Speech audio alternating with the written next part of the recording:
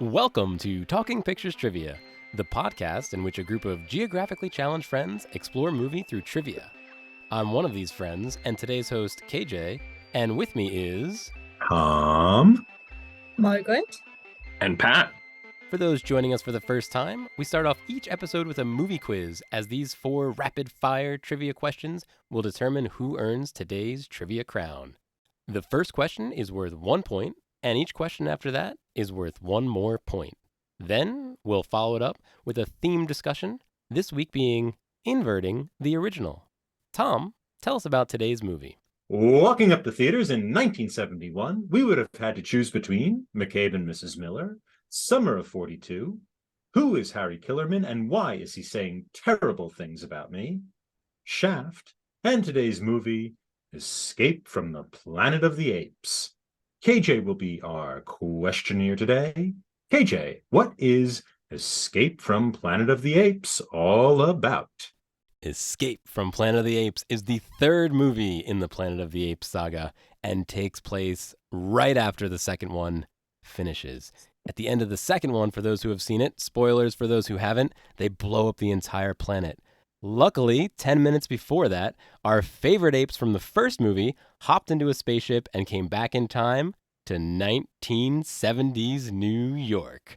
We follow Cornelius, Zira, a little bit their friend, and they kind of go through a similar path that Charlton Heston did in the first movie, where they're roughly captured by humans.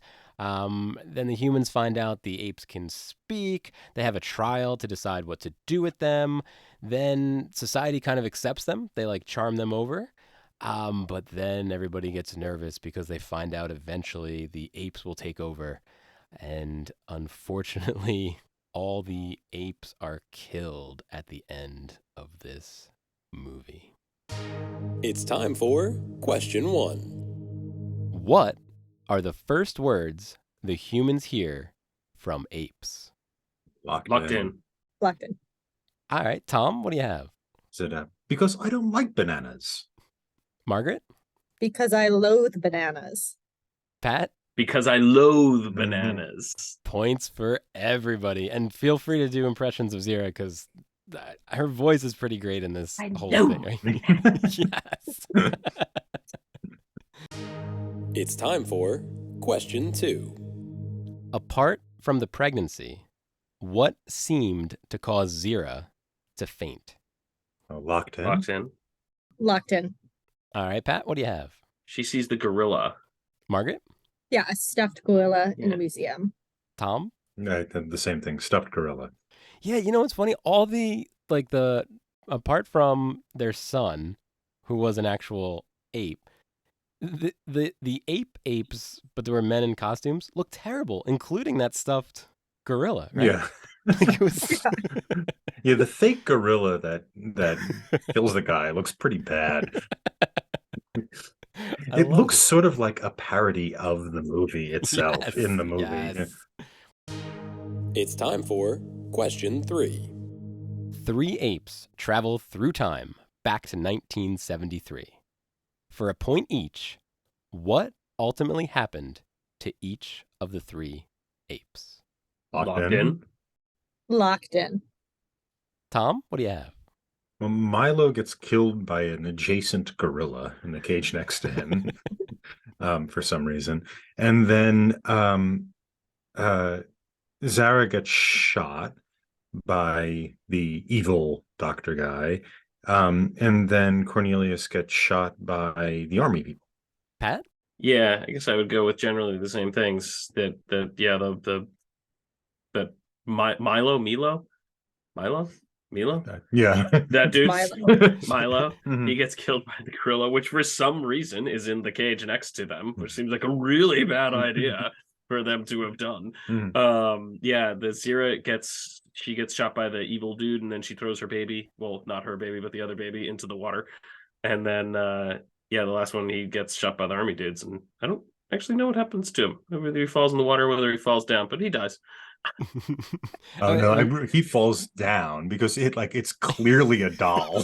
It's the Hitting most each doll-looking thing. That's what I thought. I was like, I'm pretty sure he fell down, but I couldn't remember Yeah. whether he did or not. Like they could not afford stuntmen for this.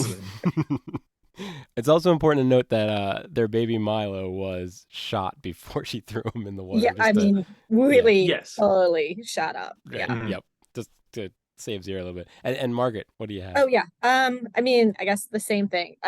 So Great. Dr. Milo strangled. I honestly I had remembered Cornelius getting shot, but I don't remember who shot him, all honesty. And when they said army men, I was like, that makes sense. But yeah, falls down off of whatever he's standing on.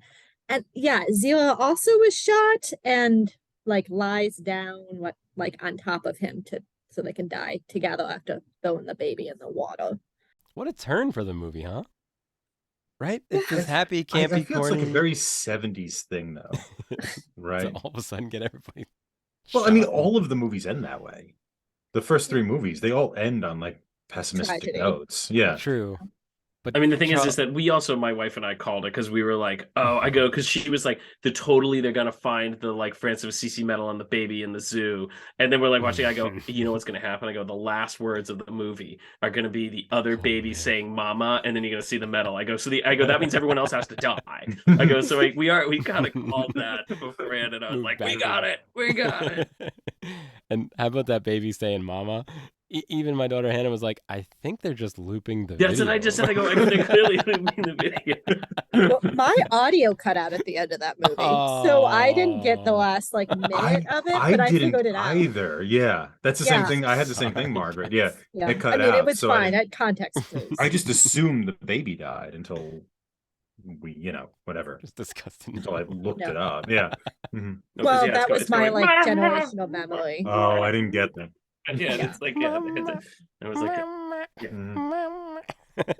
Yeah, I just and- remembered that growing up. I knew that I knew watching this somehow deep, dark in my memory. I knew there's gonna be a baby. The baby's gonna end up in a circus, but I couldn't tell you how I knew that. We are tied going into the last questions at full points for everyone. Don't worry, audience. This last one's a little more challenging, so we'll see who can get it. It's time for question 4. Cornelius describes how apes came to be in power and mentions that man could kill his brother, but could not handle killing what? Oh, locked in. in? Oh, locked in. Wow, guys. I really thought I had everybody here. Pat, what do you have? His pets? Tom? I had the same thing, pets. That's I think specifically it's dog. I It think I want to is say. specifically dogs. Nick's not here Oh, with us tonight, yes. but he would give the episode to Margaret. I have a few I think bonus that's only questions. fair. I Yeah. think that's only Yep. fair. We can Yeah? still do the bonus questions. We but can I still think do Okay. it, but I'm happy to I'm concede. happy All to right. concede that is not it doesn't pass Jeopardy much to it. Points for Margaret. Did you guys know it was dogs or pet? I thought it was both dogs and cats. Well, it was dogs and cats, but I didn't remember the exact line. Quote, Certainly yeah. have Okay. I been- thought the both died off, Yep. Yes. but I think Yep. if I remember correctly, that he said the dog. I would believe that. I would believe it. Yep. Cornelius says, yep. Great. Nice one, Margaret. Well done. Yeah, let's do some bonus questions real quick. No need to Sure. lock in. Just shout out the answer. Whatever. So, what is the name of Cornelius and Zira's son? Milo. Milo. Milo. Yep. According to Cornelius, what is an offensive word used to describe apes? Monkey. Oh, guys, come on. All right. Just don't let them hear you. Okay. All right. This was one of my favorite lines in the movie, and another one that just sold me on the movie. What does Cornelius say to the guard as he leaves the facility? Good night, Charlie. Oh yeah, Yeah. that was. I already funny. said That good was night. I already funny. said good night. Yeah, that was actually pretty good. That was pretty good. Mm. No reason for him to say it. He could have just left. There was no reason for a lot of things. Yeah, that really felt like maybe even Rodney McDowell was just bored and tired of doing the scene over and over, so decided to say, "Good night, Charlie." Mhm. All right, final one, and this one hopefully is challenging. According to Dr. Otto, what does the painter eventually become? Oh, locked in. Well, is it part of the Yeah. painting? Yep. That's what I Yeah. thought. Yeah, Yeah. part of the Exactly. painting. Yeah. It's the infinite regress thing where eventually Yeah. they're Did that fit in this movie? No, all of a not at sudden, all. I look Not at up all. and I'm Made like, no oh, sense. Made absolutely no sense. It honestly Zero. confused the issue. I felt like I understand this. Mhm. Fine. You don't need to explain this theory at all. Like Mhm. They just go you back went in back time. in time. We got it. We get it. Because Why they did 10 minutes before they were supposed to leave, that felt unexplained. yeah. But Mhm. Yeah, it's that standard trope in sci-fi movies where it's like, okay, here's the rules of the science fiction in order to create some kind of dramatic tension, right? Yeah. It usually is like the science babble is there to create rules so that there's something the characters have to butt up against. It didn't do any of that. It was just it had nothing to do with anything. Yeah, because it had no plot device. Yeah. Mhm. yeah, it had nothing to do with plot, had Mhm. nothing to do. But I was waiting for it to be like, oh, is this going to come back at some point? I went, Mm. no, it doesn't. Nope. It's not like the second Star Wars movie where it's sort of self-referential. I was waiting, and I'm like, nope, it doesn't do that at all. Nothing. There's nope. So congrats to Margaret, our winner. Yeah. We'll be diving into the Yay. topic of the week, inverting the original, right after this break. Join another Talking Studios production, Limited Lexicon, where we play through text-based adventure games. Text-based adventure games were computer games from before computers had graphics. The game uses text to describe a scene, and the player types back how they want to interact with the game. I'll read the text from the computer, and my co-host will feed me commands. This season, we're playing through The Hobbit from 1982 on the ZX Spectrum. Here's a quick sample. I thought a lot about our first command, and I think it should be no print because we don't want to print things as we're going along. I think by default, it's not going to print. And even if I did type print, where is it going to print to? 1982? I would imagine if we go west, we're going to be south of the troll, right? Just south of the troll Yeah, land. let's try it. You go west. The troll's clearing. The visible... Oh, we died. Oh. All You right. died. The troll saw us and killed us. So I think we have to say the answer to the riddle then. The answer is dark. Say dark, I think. Talk to what? Go. Say Gollum dark. You talk to Gollum. Thorin says, hurry up. And we died. And we died. So we went northeast last time. So let's go southwest. You go southwest. Visible exits are north, northwest. You see the valuable golden ring. Oh. We're ending it here. That's Wait. perfect. All That's right. perfect. Limited Lexicon, coming to your podcatcher and YouTube in late 2022 by Talking Studios. And we're back. Audience, we have been doing a block where we're picking our favorite movie in the series, and one of my favorite movies of all time is Escape from Planet of the Apes. I've said this many times, and it is my favorite in the series. And a lot of it is because of how corny it is and how silly Zira and Cornelius are and how they're always winking at each other, winking at the camera. They love the jokes they're making. But this movie also inverts the original Planet of the Apes movie quite a bit. There are plot beats that are the same in this movie as the first one. However, it's the apes now instead of the humans in the opposite society. And we get to see how those react. So I just wanted to kind of talk about inverting the original as it applies to Escape from Planet of the Apes and how it applies to series in general. Are there any other series that did this well, did not do this well? Is it a crutch? Is it a good storytelling technique? As I watched this, I was thinking I really wish I would have taught this to my students, because I think this movie, for better or for worse, is very overt in what it's doing and what it's saying. And something I do with my students when I've taught a class where we look at things from non-human perspectives called Rhetoric of Personhood. So we'll explicitly read stories or watch films that have non-human protagonists. Across the board, lots of robot things, but also things from the perspective of objects and animals. And a huge point of that is to make you think of like humanity from the ground up, to kind of rethink of it as a fundamental level and usually have some sort of social critique.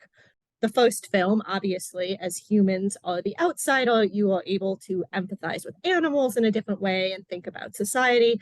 It's already like Planet of the Apes is an inverse. Like that is the function of Planet of the Apes. So remixing it again hits, I think, a lot of the same points over because the whole point of Planet of the Apes is to flip things. So I think it was particularly on the nose as a result.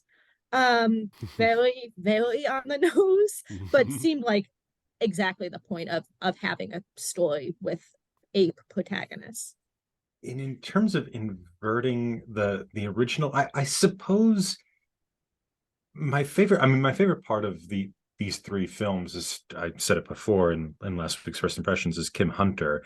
And so it lets her sort of be the star, and we don't have that kind of Charlton Heston Taylor character who I kind of found annoying. I mean, the problem with the first movie, and Pat, you brought this up when we were talking about this off the air. The first movie does some intelligent things, but it is deeply pretentious, and I kind of find its nihilism to be kind of eye-rolly. I think by putting the far more charming Kim Hunter at the center of things, who plays Zira in this, at the center of things, and having that little bit of kind of silliness to it, even if the movie isn't as good as the first one, and even if it doesn't make nearly as much sense as the first one, which it doesn't, at least it is, I suppose, more charming than that. In terms of remixing it so that, like you were saying, Margaret, like the first Planet of the Apes is a remix into itself, right? Onto itself. It's inverting the roles of humans and animals. As opposed to doing that again, I suppose that's interesting. It seems like it, if we're sort of losing the point or losing the irony anyway in inverting it again. So it probably doesn't have the same punch as much. But I suppose, like you're saying, KJ, the corniness is sort of fun. Saying, right from the opening scene, right? So they land, and the whole army comes out to see them on this beach or whatever it is, and he says, "Welcome to the United." And then the helmets come off and they're apes, and everybody looks at each other for like 15 seconds. Like you can almost hear the Saturday morning doesn't cartoon. make any sense. But it was hilarious. Yeah. So my thing is, as Tom said, we talked about this for the recording here, and I said that the thing I like about the first one in particular is that I agree it's pretentious, but the thing I like about it is that it actually, if you think, even as far as inversions go, if you actually go back and think about the way the movie is structured, what you think, if you've never seen it, is that it's setting up a clear dichotomy of sort of here's the sort of the religious zealots, and they're anti-progress and this kind of thing, and you think that there's a very clear sort of opposition of saying, okay, and here's the clearly the progressive, the ones trying to find new technology and this kind of stuff, they're the good ones. But when you get to the end, that's flipped. The religious zealots were right. That's the point. So there is sort of an irony in the sense that it's using a stereotype to actually enforce its message, because the whole thing is the religious zealots are right, that they should not be going after this new technology. They should not be going out into this area. Like, that's what caused all of these problems in the first place. So ironically, Dr. Zaius is totally right in the first one. So there is sort of this element that I think is really interesting in terms of what it has to say about, sort of its problem. I think sometimes its message gets heavy-handed, but I think that that's a really, really good storytelling technique that it uses there. But the problem is it can't use that again. So I wonder if they had a little epilogue where the apes never took over and then Dr. Otto was right. Wouldn't that have been the... But even then, I wouldn't have... Because it raises too many ethical issues because of what he had to do to get to that position. Whereas sort of there's less of an ethical issues if you're looking at what Dr. Zaius is doing.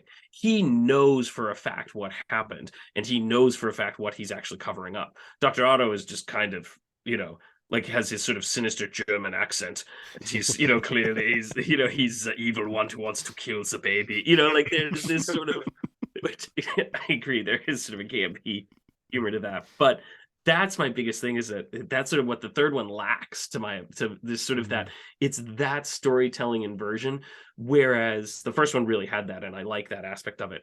But the third one, I think it has that sort of, and I think it has to compensate, and I think it compensates with sort of the zaniness, and that does, I agree, that does make it sort of fun, but it sort of lacks that storytelling technique thing that's in there, that I think that inversion is my favorite inversion of the films.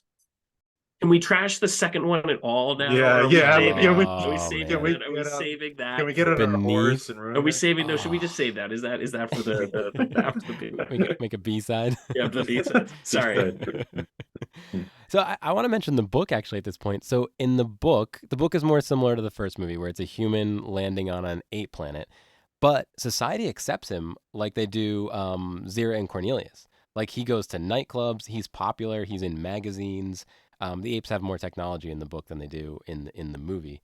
But one theme that was in the book that's not in any of the movies is the apes don't progress further than humans did technologically, even though it's thousands of years in the future, because apes can't create, they can only copy. And they can only copy what's already been done, which is, at the time of the book, like, I don't know, late 50s technology. So that's all they have. I thought that was an interesting idea. That, I mean, it's a little arrogant, but it's a pretty interesting idea that the author suggested that, animals, even if they become more intelligent, can't create their own things. They can only copy what humans have done. I mean, it's an interesting reason to explain why they haven't progressed, though. At a minimum, it does actually provide at least an in-world reason. It is a little unbelievable that it's been 1,700 years and yet they're super intelligent but haven't done anything. Yeah. Same. I was gonna say, I guess you could also make the claim, though, that for like very, very long periods of human history, we didn't really do very much either. Yeah. It's not like between 10,000 and 8,000 BC was a really great time for technological advancement.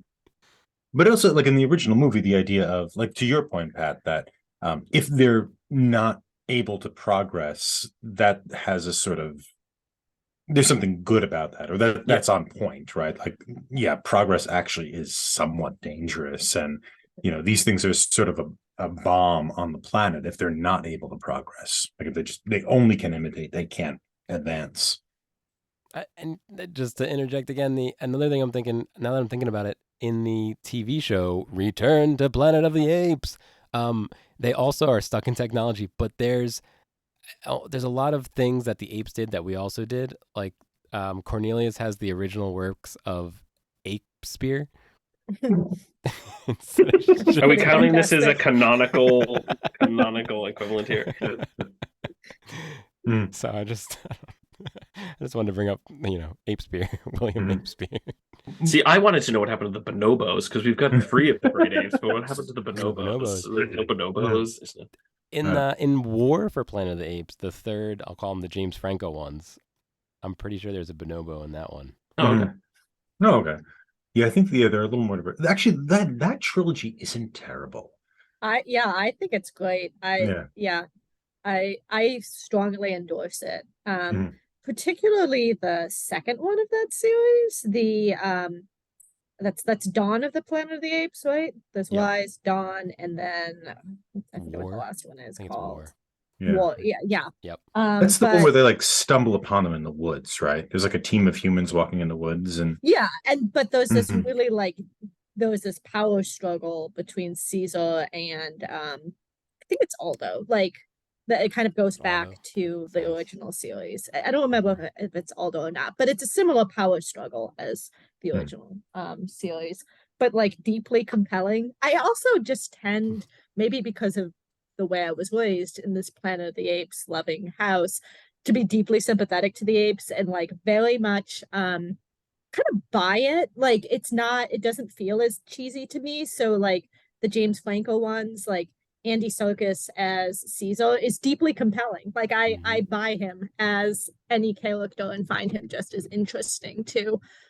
Which I understand it's kind of objectively odd, but I think they're great. I agree. I actually think he's very compelling as well. Whatever they do with the CGI eyes, it actually it does suck you in, unlike other kind of Canny Valley equivalents. Yeah, absolutely. Yeah. I, by the way, did not get in the first time I watched it that they were different speed, like that there were orangutans, gorillas, and chimps. I didn't get that. And again, it's hard. I don't know if you guys know the lore, but when I watched it, I just thought they were like, I was like, oh, they're just using different colors to sort of differentiate the groups. I thought it was just differentiate, and then I realized that this the second one. I went, oh, I didn't get that. It is clear now that you've sort of explained it, but I didn't get that when I saw it. Yeah, I didn't get that either. I think it matters more in the second. It film, matters too. more in the second one, well, Right because then you have there. the hippie chimps. Gotta have a protest. Yeah. Yeah, can we crap all over the second one now, or Sure. I thought we were saving that. We have to save it. We have to save it. Okay, yeah, Saving yeah. that for, like, rants, movie rants. Well, the second one has like the telepathic humans, correct? Yes. Yep, the mutants. Yes. Yep. Mhm. Who say they never talk to each other, but then talk to each other for the rest of the movie. Oh man, there's so many things wrong with it. Yeah, let's jump into Beneath, unless you guys had more to say about inverting. Maybe that wasn't as verbose as a topic. Well, do you have anything else to say No, about I feel inverting? like, KJ? I'm sure we have other things. Mhm. All right, so are there any other series that do this well? The first thing that comes to mind is the second Austin Power movies, where now he has to go back to the '60s and he doesn't fit in because he's been too '90s-ized. Not that it necessarily does it well, but as you know, growing up, I think that was the first time I realized this is something you could do. Are there any series that do this well? I think the second Austin Powers is better than the first one, but Yeah, I agree. I think that one does it well. That's a good point. Mhm. I'm trying to think of other ones that do that. I'm sure there are. Yeah, I know there are, but like I cannot think of any. Let's see. Yeah, I mean, because I can think of some that don't do it well. Like the most recent Star Wars trilogy. Yeah. That's Mhm. I don't know if it's an inverse, but it's certainly a remix. It's supposed to be. And while I appreciate the idea of this kind of cyclical nature, it doesn't work because the first 6 films are the story arc of Anakin Skywalker. So you can't, if you want to do a proper inverse, you need to have 6 more films instead of 3. There needs to be a lot of things going on. So that's like the first thing I think about with an inverse, but and that's not even fully an inverse. It's more of a remix. Yeah, I'm trying to think of Yeah, Rambo does that because then he goes out. In the first Rambo, he's supposed to meet his old sergeant or general or something, and he ends up just getting arrested by the cops for having long hair. He looks like a hippie, even though he's a special ops soldier. And he just goes into the woods and starts killing these. He loses it. And in the second one, I think they send him. He becomes the hero as opposed to the anti-hero, and he gets sent back. I don't know if that's I guess it's an inverse. I don't know how well or what that says about anything other than Stallone will play the same character over and over and over again if you pay him enough. Yeah. Well, because inverse works particularly well with science fiction and fantasy because you've got a lot more to reverse. Like again, like with Planet of the Apes, it's very easy to invert this story because it's all about flipping things, So those parallels, like I think the genre necessarily makes it easier. Just like with Austin Power, you're dealing with time travel. Like that makes it an easy switch. I guess Back to the Future 2 a little bit because he's saving his dad in the first one, saving his kid in the second one, although that plot fades away pretty quick in the second movie. So first thing on Google was The Matrix Resurrections does invert the original because it instead of Keanu being the hero, it's Carrie-Anne Moss. I know we actually did both The Matrix and The Matrix Resurrections, and I think I had forgotten entirely The Matrix 4, for what it's worth. There was a Matrix 4? There was a Matrix 4, yeah. It's wonderful. It's the greatest movie that's ever been made. Yeah, I can't think of. I'm sure there are others. It feels like it's a thing that's been done before, but I can't think of any. Yeah, I'll think of this like tomorrow. I'll think of like a dozen movies. I'll go down and Yeah. I'm really interested in this now because I guarantee you there are. But I can't think of any.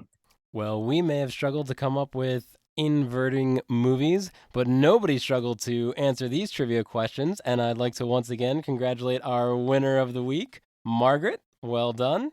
You are the Yay! Thank you. Planet of the Apes expert, for better or for worse. It's a part of who I am. What can I say? Yes. You can rate and review this show anywhere podcasts are available. For those viewing in YouTube land, if you haven't already, please like this video, Subscribe to the Talking Studios channel for all our exciting content, and follow us on Twitter at Talking Studios. Check out other shows by Talking Studios, including Keep Making Movies, where we explore micro-budget films, Limited Lexicon, where we play through text-based adventure games, and Get the Point, where we slowly reveal a movie poster and try to guess which movie poster it is. Got a question for us? Call the Talking Studios hotline at 201-467-8679 and leave a message. It may be featured on a future episode. And if you haven't already, please subscribe to Talking Pictures Trivia wherever fine podcasts are found. Join us next time when we start a movie block of newer movies that caught our eye. Next week, we'll be watching EO from Poland, released in 2022. Stay tuned for our first impressions of EO. Ding, ding, ding, ding, ding. Next week, we'll be discussing EO from 2022. Chris, how was your watch? I was actually really anticipating this movie because of the whole Oscar buzz that it had. A lot less talking in it than I thought it was going to be, but overall, I really enjoyed it. I don't know if it's a multi-watch for me. I think it might be a one and done, but I did enjoy my hour and 28 minutes with it, and I look forward to talking about it next week. Tom, what did you think of EO? So I saw this movie when it came on the Criterion Channel. I have not in many years attended to what's going on in the Oscars, so I had no idea it was nominated for an Oscar of any sort. But it was a fresh movie, which is what we were doing, movies released in 2022. And I watched it on the Criterion Channel, and I really loved it. I thought it was a exceptionally beautiful movie. I thought it was very tender. I thought it expressed cruelty. Well, maybe not cruelty, but it showed the unkindness of the world without being cruel to the audience. And it's really hard to do that with an animal movie, with a movie starring an animal, because animals tend to be like stand-ins for innocence, right? They're always these perfectly innocent things. So if anything bad happens to them, it's like really cruel and really mean. And I think despite the things that EO suffered in this, the movie was never cruel. It was very tender, and it was also incredibly beautiful in how it captured nature. I mean, nature it's horrifying at some points. It's always beautiful. And I've never quite seen the natural world captured in the way that this director captures it. So I was completely taken with this film. KJ, how was your first watch? So I try to watch all the nominees for foreign language for the Oscars. Maybe not before the Academy Awards because they're not always so available. So EO was on my list. So when Tom said we're doing that, I said, great. That's a movie I've been wanting to watch. But audience, it's a pretty flat movie. It's not Dumbo. It's not a yak in the classroom. It's a pretty flat movie. And audience, I mean, I don't know how to explain this, but there's a lot of donkey cam, like you're getting it from the donkey's perspective, you know? It's That sounds so dirty. That sounds so dirty. So enjoy that. Enjoy the donkey cam. Enjoy the donkey cam. And as Tom mentioned previously, EO is available on the Criterion Channel at the time of this recording. We'll see you next week. Wow, Talking Studios,